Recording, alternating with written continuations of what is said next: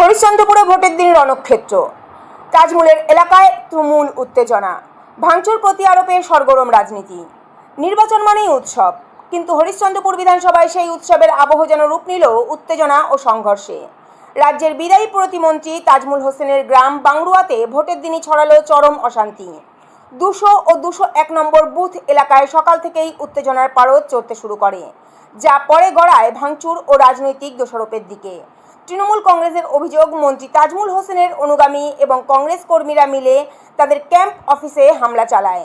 ভাঙচুর করা হয় পার্টি অফিস, ছিঁড়ে ফেলা হয় পতাকা ও ব্যানার। তৃণমূলের হরিশ্চন্দ্রপুর 1 নম্বর ব্লক পঞ্চায়েত সমিতির বিরোধী দলনেতা স্বপন আলী সরাসরি অভিযোগ করেন, মন্ত্রী নিজেই কংগ্রেসের হয়ে ভোট করাচ্ছেন এবং তার নির্দেশেই এই হামলা। অন্যদিকে এই অভিযোগ সম্পূর্ণ অস্বীকার করেছেন মন্ত্রীর ছেলে ইমরান আলী এবং কংগ্রেস শিবির। তাদের দাবি, তৃণমূলের আভ্যন্তরীণ গোষ্ঠীদ্বন্দ্বই এই অশান্তির মূল কারণ। স্বপন আলী এবং জেলা পরিষদ সদস্য মার্জিনা খাতুনের উস্কানিতেই এই পরিস্থিতি উত্তপ্ত হয়েছে বলে পাল্টা অভিযোগ তাদের। ঘটনাস্থলে পৌঁছে পরিস্থিতি নিয়ন্ত্রণে আনার চেষ্টা করে পুলিশ, তবে অভিযোগ, পুলিশ লাঠিচার্জ করে সাধারণ গ্রামবাসীদের ওপর। এক নিরীহ ব্যক্তিকে গ্রেফতার করা হয়েছে। এই ঘটনায় এলাকায় আতঙ্ক ছড়িয়েছে, ভোটারদের মধ্যেও তৈরি হয়েছে অনিশ্চয়তা। ভাঙচুর চালানোর অভিযোগ উঠছে আপনাদের বিরুদ্ধে, পুরোপুরি ভিত্তিহীন। কি হয়েছিল, ঘটনাটা কি হয়েছিল? এখানে শান্তভাবে ভোট চলছিল।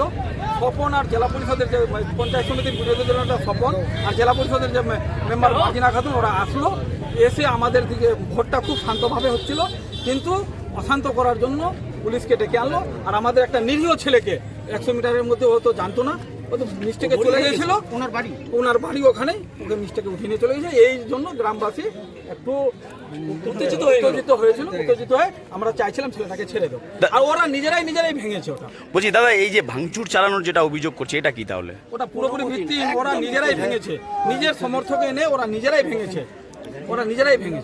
বলছি, প্রাক্তন মন্ত্রী তাজামুল হোসেনের বিরুদ্ধে, মানে আপনার বাবার বিরুদ্ধে অভিযোগ উঠছে যে কংগ্রেসের হয়ে নাকি কাজ করছে, এটা কি?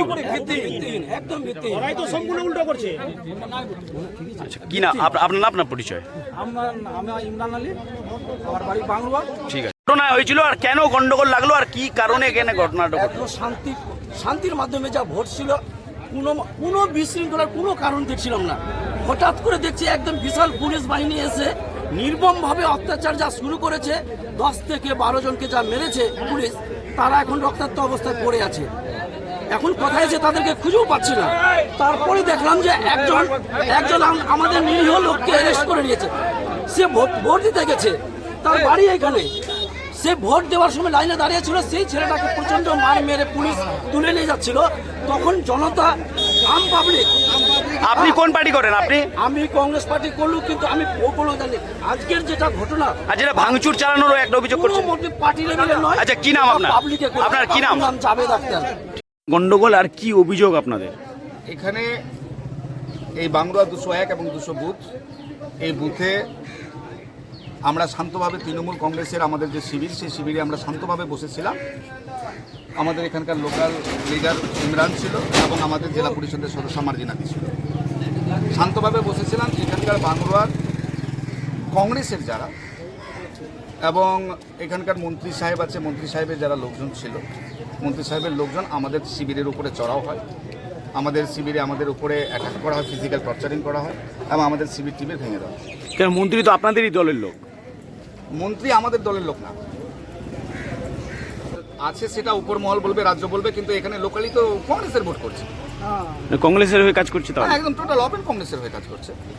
তো যারা চড়া হয়েছিল, যারা ভাঙচুর চালিয়েছে, যারা পোস্টার ছিঁড়েছে, তারা কারা? তারা কংগ্রেস, তারা মন্ত্রী সাহেবের লোকজন। তারপরে এখান থেকে আমাদের যারা লোকজন ছিল, আমাদেরকে আমাদেরকে এখান থেকে রিকভারি করা হয়েছে। এখান থেকে আমরা যদি এখান থেকে আমাদের রিকভারি না করা হতো, তাহলে হয়তো আমাদের প্রাণ চলে যেতে পারত, এমন অবস্থা। একদম সন্ত্রাস, এটা সন্ত্রাস না তো, এটা একদম সন্ত্রাস। পুলিশ এসছে, বর্তমানে পরিবেশ শান্ত আছে, আমরা চাইছি এই সন্ত্রাস মুক্ত পরিবেশ হোক। আমরা সন্ত্রাস মুক্ত পরিবেশ চাই, যেন কোনো সন্ত্রাস না হয়। শান্তিতে মানুষ ভোট দিক, যার যেখানে পছন্দ হবে সেখানে ভোট দেবে। আমার নাম স্বপন, আমি এখানে দেশ।